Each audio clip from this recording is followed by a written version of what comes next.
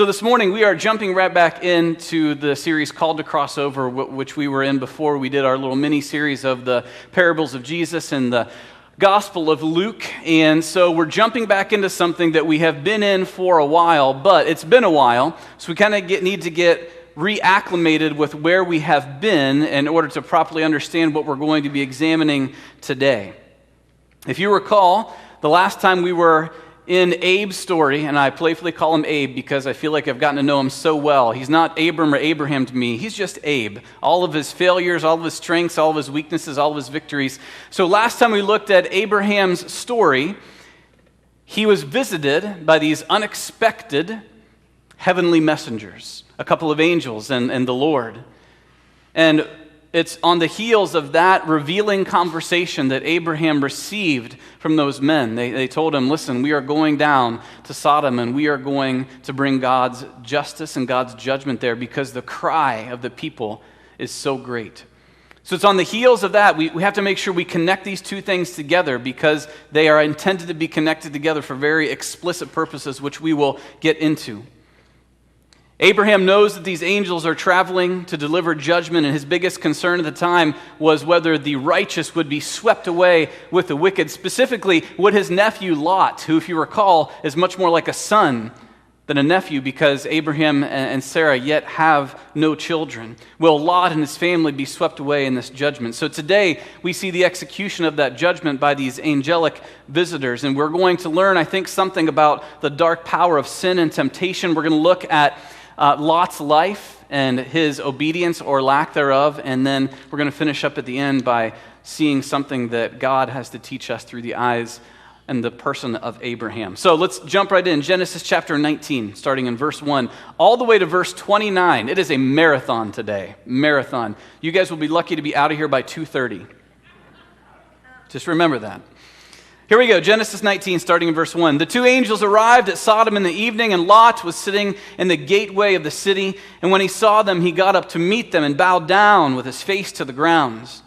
My lords, he said, please turn aside to your servant's house. You can wash your feet and spend the night, and then go on your way early in the morning. No, they answered, we will spend the night in the square. But he insisted so strongly that they did go with him, and he entered his house. He prepared a meal for them, baking bread without yeast, and they ate. Before they had gone to bed, all the men from every part of the city of Sodom, both young and old, surrounded the house. And they called to Lot, where are the men who came to you at night? Bring them out to us, so that we can have sex with them. And Lot went outside to meet them and shut the door behind him, and he said, no, my friends, don't do this wicked thing. Look, I have two daughters who have never slept with a man. Let me bring them out to you, and you can do what you like with them. But don't do anything to these men, for they have come under the protection of my roof. Get out of our way, they replied. This fellow, he came here as a foreigner, and now he wants to play the judge? We'll treat you worse than them. They kept bringing pressure on Lot and moved forward to break down the door. But the men inside reached out and pulled Lot back into the house and shut the door. And then they struck the men who were at the door of the house, young and old, with blindness, so they could not find the door. The two men said to Lot, do you have anyone else here, sons-in-law, daughters, sons or daughters, anyone else in the city who belongs to you? Get them out of here, because we are going to destroy this place. The outcry to the Lord against his people is so great that he has sent us to destroy it. So Lot went out and spoke to his sons-in-law who were pledged to be married to his daughters. And he said, hurry, get out of this place because the Lord is about to destroy the city. But his sons-in-law thought he was joking. With the coming of the dawn, the angels urged Lot, saying, hurry, take your wife and your two daughters who are here, or you will be swept away when the city is punished. When he hesitated, the men grasped his hand and the hands of his wife and his two daughters and led them safely out of the city, for the Lord was merciful to them. And as soon as they brought them out, one of them said, flee for your lives. Don't look back. Don't stop anywhere in the plain. Flee to the mountains, or you will be swept away. But Lot said to them, no, my lords, please, your servant has found favor in your eyes, and you have shown great kindness to me in sparing my life. but I can't flee to the mountains. This disaster will overtake me and I'll die. Look, here's a town near enough to run to. It's very small. Let me flee to it. It's very small, isn't it? Then my life will be spared." And he said to him, "Very well, I will grant this request too. I will not overthrow the town you speak of, but flee there quickly because I cannot do anything until you reach it." And that is why the town was called Zoar. By the time Lot reached Zoar, the sun had risen over the land. And the Lord rained down burning sulfur on Sodom and Gomorrah from the Lord out of the heavens. Thus he overthrew those cities and the entire plain, destroying all those living in the cities and also the vegetation in the land. But Lot's wife looked back, and she became a pillar of salt. Early the next morning, Abraham got up and returned to the place where he had stood before the Lord. He looked down toward Sodom and Gomorrah, toward all the land on the plain, and he saw dense smoke rising from the land, like smoke from a furnace. So when God destroyed the cities of the plain, he remembered Abraham, and he brought Lot out of the catastrophe that overthrew the cities where Lot had lived. And so I've given the sermon the title, Leave or Perish. Leave or perish. And as I was reading the warnings and reading about the fire falling from heaven, I couldn't help but think of Japan towards the end of World War II, before those 2 nuclear bombs were dropped on those 2 cities. It's told that there were leaflets that were dropped from the air to multiple cities in Japan, warning them that something was coming, something terrible was coming. Now, they didn't list the cities by name, but they promised that there would be, quote, prompt and utter destruction.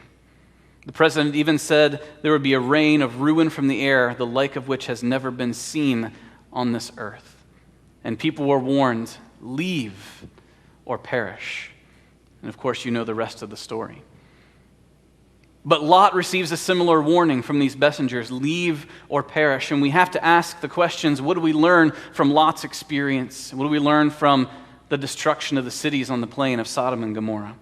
So 3 things, 3 big ideas that I would love for you to take away from all of this morning. And there is so much. Listen, I could have preached 3 or 4 sermons just on this passage, but we're plodding through Genesis, and we're going to tackle as much as we can today. Here's the first thing.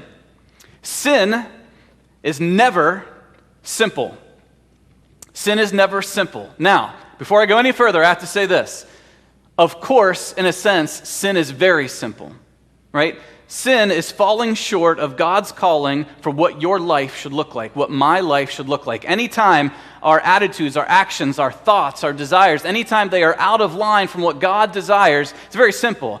That is sin. One of the words in the New Testament to describe that condition is actually an old archery term that they adopted in. An archer would use the arrows, and any arrow that did not hit the center of the target would be said to have fallen short.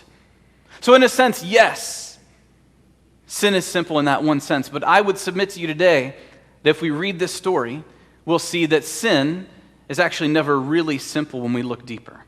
In this passage, it looks like the sin of Sodom is simple. But what is true is that only one portion or one layer of the sin of Sodom is evident. It's as if it's the tip of the iceberg, as it were. There's a lot of iceberg underneath. We are seeing the tip of the iceberg explicitly here in this story, right? So that's the first thing that's obvious. It's obvious that the sexual sin that this city is characterized with is one of the ways in which God has said, this cannot be tolerated, right?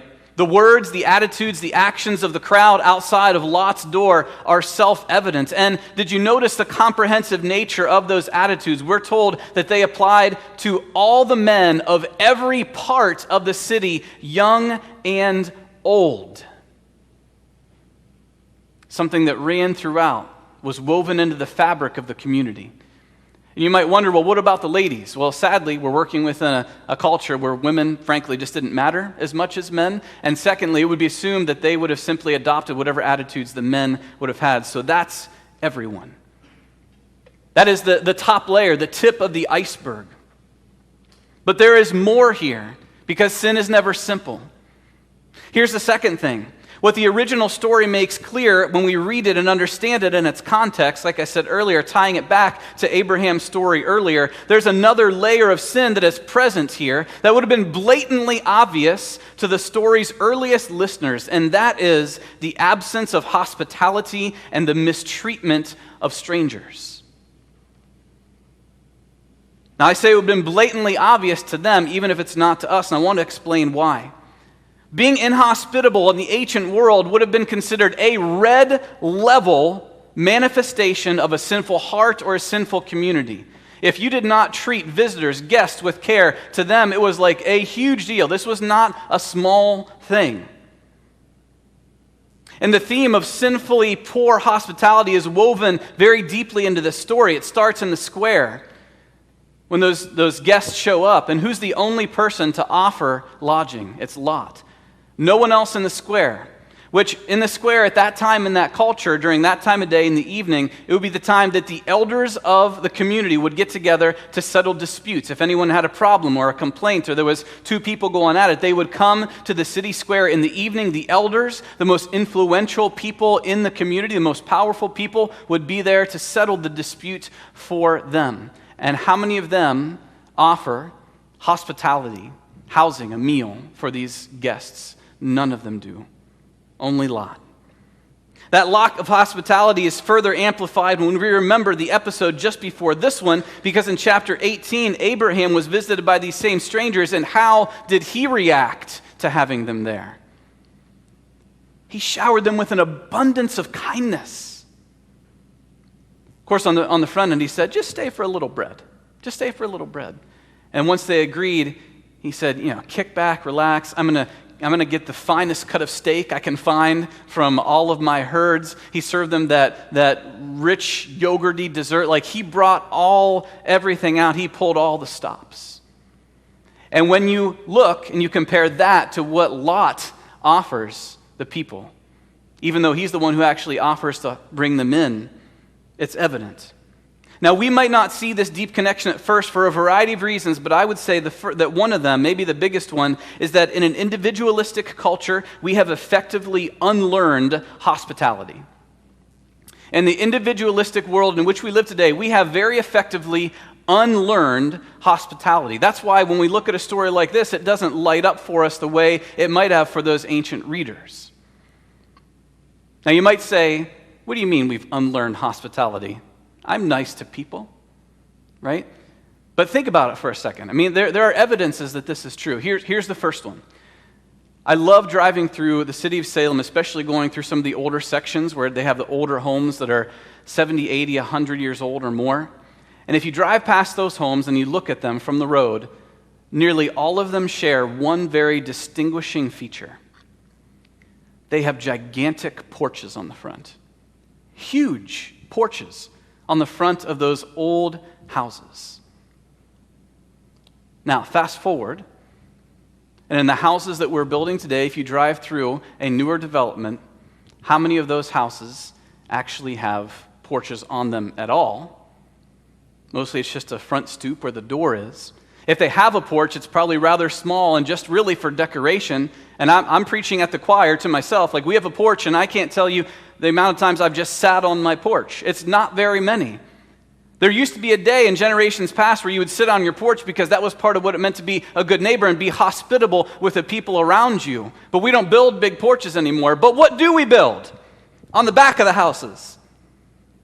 Gigantic decks. Right? Just evidence that we have started to unlearn what it means to be hospitable and neighborly. I've made this point before, and I'll make it again. Generations ago, if you were home and dinner was just finishing up and you heard the doorbell ring, that made your night. You got excited. You raced the entire family to see who was at the door. You got out the fruitcake and the tea or whatever you had and the fine china. Guests were there, and it was an exciting time. These days, especially in younger generations, again, speaking from experience, that doorbell rings or the knock comes, and the first thing you do is go, did you call? Are you expecting someone? Did you call? Do you know somebody's coming? And you whisper. You really do whisper because you think if they can't hear you and you slink back to the back part of the house, they might not think you're home. because we've unlearned what it means to be hospitable. Porches to decks, excitement to fear. And how about this one? Just be honest. I'm not going to ask you to answer out loud, but how many of you have known you're having family come in for an extended time, weekend, maybe a week, and you're on the phone making plans, and eventually the party on the other line says, you know what, I think we're just going to go ahead and get a hotel. And you breathe a sigh of relief, don't you? You don't have to answer. But it's evidence that we are unlearning or have unlearned hospitality. And so when we see a violation of it here in Scripture, we don't see it as clearly as those original readers and listeners would have seen it. So that's another layer. You have the obvious sexual immorality sin, then you have this complete lack of hospitality, which in their day would have been a huge red level thing. And then you have this. We learn from the testimony of Scripture itself that it goes even beyond those two things, and we learn about it in Ezekiel chapter 16. Listen to these words. Now this was the sin of your sister Sodom. She and her daughters were arrogant, overfed, and unconcerned. They did not help the poor and the needy.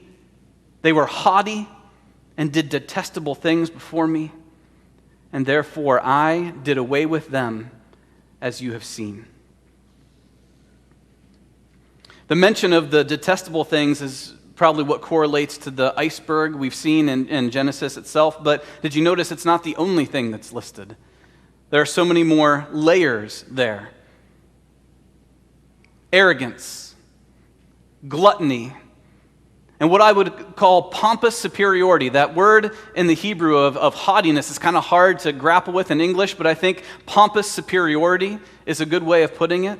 And then a lack of care for the disadvantaged among them. Those were the things that God saw. Those were the crying out that he heard. I read one commentator this week who put it this way: the list of Sodom's sins here in Ezekiel 16 highlights the city's arrogance or pride in materialistic comfort and excess, coupled with a lack of concern for the poor. So if we read Genesis 18 and we don't read it with a fuller understanding, we tend to look at the tip of the iceberg without understanding. There are so many layers, so many levels of what is going on, of the things God saw, and the reason that he heard an outcry from the people and felt it was time to go down and to care for bringing justice and judgment. So I would say a couple things in response to all of these layers. First of all, our struggle with sin is almost never about just one thing. Because if we read on the surface of Genesis 18, it seems like we can be like, yeah, just one thing. But if you look in Ezekiel and you look, it's not just one thing. And your sin in our lives, it's not about just one thing. Have you ever fallen into that trap? I have. If I get just one thing straightened out, it'll be good. But it's not true. It's not true because as individuals, we are complex and multi-layered people. It shouldn't surprise us that our struggle with sin looks similar to that. Now, the remedy for our sin is a singular and simple solution, the cross and resurrection of Jesus. But our day-to-day struggle against the flesh and the world and the enemy is a multi-front conflict. Don't get in the trap of, I just need to get this one thing straightened out. Because you'll be very disappointed when the next one thing comes at you. And I would say this secondly. We are much more sodomites than we realize, probably. And I say that because we may feel safe from God's judgment if we've never struggled with the sexual sin of some kind that is represented here in this passage. And we breathe a sigh of relief. Whew, okay. But we have to ask the question then, are we prideful people? Are we overfed people while our neighbors go hungry? Do we view the world through a lens of self-induced moral exceptionality? And by that I mean, I am better than that person. My group is better than that group over there. My neighborhood is better than that neighborhood. My nation is better than that nation. If we look through that lens, then we're probably more sodomites than we realize. And do the poor and the needy among us go ignored or unhelped? Because if any of those things are true, guess what, my friends? To riff on an old Jeff Foxworthy line, you might be a sodomite. His famous line, "You might be a redneck if," well, listen, if you look at what's unpacked here in Ezekiel and what's happening in Genesis 18, at least I know I realized, wow, I am overfed. I can see arrogance and pride in my life and in my culture, for sure. Sin is never simple, and here's the second one. Obedience is never perfect. Obedience is never perfect. Because taken as a whole, especially when we join it with the rest of the chapter, and we're going to get to that next week, and it's just as messed up, even or more so than today, so looking forward to that. But the focal point of this story is not really Sodom, it's Lot. The story follows Lot the entire time. And Lot displays what I would call, at best, a mixed bag of obedience. Mixed bag of obedience. I mean, he starts off well. He insistently offers, hospitality to these strangers who show up that no one else in the square would even think to offer. That word insisting is interesting in the original language. You can translate it manhandle. In other words, he twisted their arms like, you need to come to my house.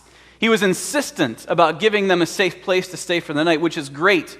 But then when he feeds his guests, it's funny, he actually gives them what Abraham joked about giving them, just a little bit of bread. I mean, comparatively with what Abraham laid out as a feast, Lot gave them a hurried offering of unleavened bread. But then on the good side, he courageously faces the crowd and their demands to use the visitors to quench their sexual desire. And this is not just people standing around talking. This is an aggressive, violent mob. We're told that they continue to pressure Lot so much that they may have broken down the door. And Lot faces that crowd. That's a heroic moment. But it's followed right up by what? Lot offering his own daughters to the crowd as an alternative to sending out his guests. He goes outside, "Friends, don't do this wicked thing. Rape my daughters instead." I mean, just in that one line, he goes from doing something noble to doing something sick. It's a compromise. And actually, it's a compromise that would have benefited Lot in the long run, because if the people outside would have taken that compromise, his standing in the community would have gone up a notch. They would have said, "Oh, he is like us. He does know us. He's actually one of us." And it is so clear when you read the story, Lot desperately wanted to be in. He didn't want to be an outsider. When he calls them outside, he calls them friends, you could translate it brothers. He's almost saying, "Listen, I'm one of you. I want to be one of you," even though they treat him as an outsider still. Made me ask this question of myself: how much are we willing to compromise in order to be accepted by our own surrounding cultural cliques and groups? Lot was willing to compromise so much to be accepted by that crowd of people.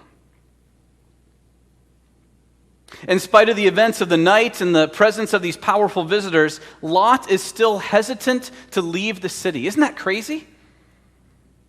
It says that when he hesitated, he was still hesitant, even after the mob, even after the struck with blindness, even after the angels pull him in and say, "Listen, this place is going to catch fire, you need to get out." Even after all that, he still hesitates to stay where he is. You know what that reminded me of? Have you ever seen coverage on the news or the Weather Channel where there's an impending hurricane and they interview the people who refuse to leave, even though there's an evacuation order? Crazy people. "I'm not leaving. I've survived much more than this." I'm not sure why I have a southern accent right now, but probably because mostly that's a southern state. So that makes sense, right? But I mean, whether it's because they're so tied to their home and their possessions they can't imagine leaving it during the storm, or maybe they're just stubborn and believe that they will survive anything. And I look at them like I look at Lot. There's so many warnings about what is coming, and yet Lot, for some reason, is hesitant to leave that place. The place he so desperately wants to be accepted. And then lastly, he was told repeatedly to flee the city. They grasped him by the hand because he hesitated. "Get out." And they said multiple times, "Flee the city. Go to the mountains. Don't go to anywhere else on the plain. Go all the way to the mountains so you won't be overtaken." And yet, Lot wants a compromise. "I'll never make it to the mountains." So in other words, he's saying, "Oh, I doubt God's judgment of my speed. I know better. I'm never going to make it. Let me go to Zoar." And did you notice the thing about Zoar? It's small, right? It's a little town. As if he's saying, it can't be as bad as this stuff. Just let me go there.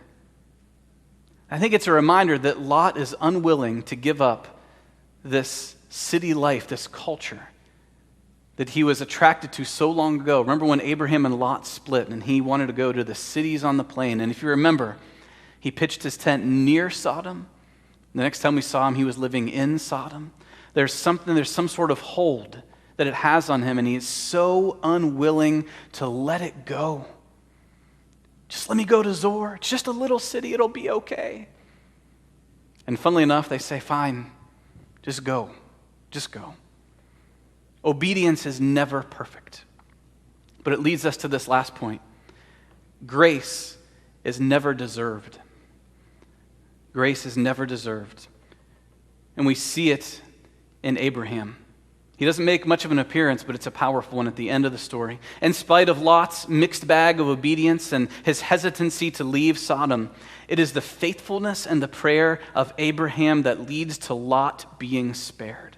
We read it in verse 29. The Lord remembered Abraham and therefore rescued Lot. And I have to wonder, is this maybe the most important, significant theological insight of this entire story? If the story follows Lot and it ends here with Lot being rescued, but because God remembers Abraham. It reminded me this week that the reason for the shape of your life journey goes far beyond your own actions and decisions. Yes, those play a huge part in it, but I want to tell you that there are people who have probably been praying for you for a long time, who will continue to pray for you. I'm absolutely convinced to this day the only reason that I survived college relatively unscathed is because my grandparents prayed for me every day, and probably many more people. But I know that they would tell me when they would see me, we're praying for you every day.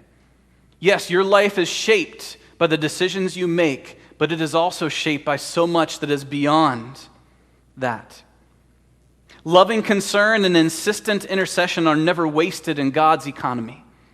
I have to believe that's what Abraham was all about. Loving concern for this nephew, kind of sort of son, Lot, and intercession. I in my mind's eye, you're not going to find it in the Bible, but I can picture Abraham that entire night when Lot is back and forth with the angels, just praying in his tent, intently interceding for that man that he loved so much. And I think that this portrait that we see of Abraham is most beautiful for this reason, because it foreshadows the picture of what Jesus has done for us. It's the faithful intercession of Jesus that saves us from our sin and our disobedience. God remembered Abraham, and therefore Lot was delivered. God remembers what Jesus has done, and therefore we are saved. If you think it's because of your own streak of obedience, I'm sorry.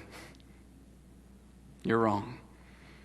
It's because the Lord looks at the life, the death, the resurrection of Jesus, and he remembers his Son, and therefore we receive grace and pardon and mercy that we have never been deserving of. So I want to finish with these three things for us to think about and consider as we finish our time together. First of all, which of the sins of Sodom are present in your life? Take some time and confess them to God now and be determined to leave them behind. Because I want to tell you, my friends, if you insist on remaining, you will perish. Your life will perish. If you insist on retaining the rhythms of sin in your life will suffer because of it. Which of those sins of Sodom might be present, and how can you bring them before God and leave? Secondly, pray for someone today you know who's in danger of soaking in the culture that surrounds him or her. Now listen, we're all called to be in the world but not of it. I think we all know when we recognize that, but maybe you know someone who is in the world and soaking in the world. Pray for them today. Be that insistent intercession like Abraham was for Lot. And then lastly, if nothing else, take a moment, thank God that the gifts of his grace and mercy are completely undeserved, and yet we receive them with joy and thankfulness and celebration. So take a moment or two if you want to pray. Close your eyes, bow your head, read through the words on the screen, whatever it is that allows the Spirit to penetrate into your heart, to speak to you today, a word that may just be for you, and then I will close us with prayer in just a moment.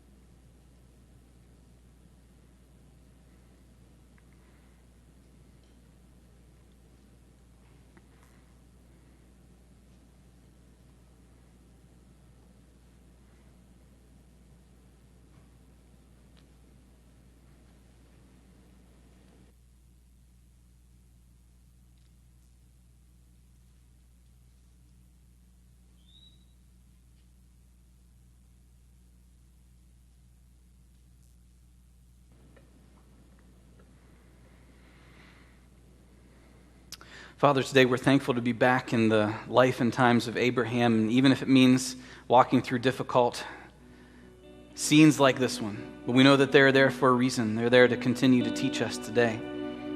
So God, if there are any sins that maybe have been lurking around unnoticed that you've brought to light to our minds today, we confess them and ask that you would help us to be people who are pure. Not only sexually pure, but God, as we look at our lives and ask if there is pride there, if there's arrogance there, if there's pompous superiority that's there, if there is a lack of care for those around us who need, bring us that conviction today. We pray for those who may be soaking in their culture, who maybe have been deeply entrenched for long enough that they may consider the judgment of God to be a joke. God, we intercede for them today and ask that you would move in their lives in some way so they could continue to hear your voice, even if it's just faintly for now. And we celebrate together the beautiful gift of salvation, of reconciliation. Your grace is absolutely undeserved. Your forgiveness and your mercy, we could never earn them or expect them, and yet we receive them with thanksgiving. We pray all of this today, Jesus, in your name.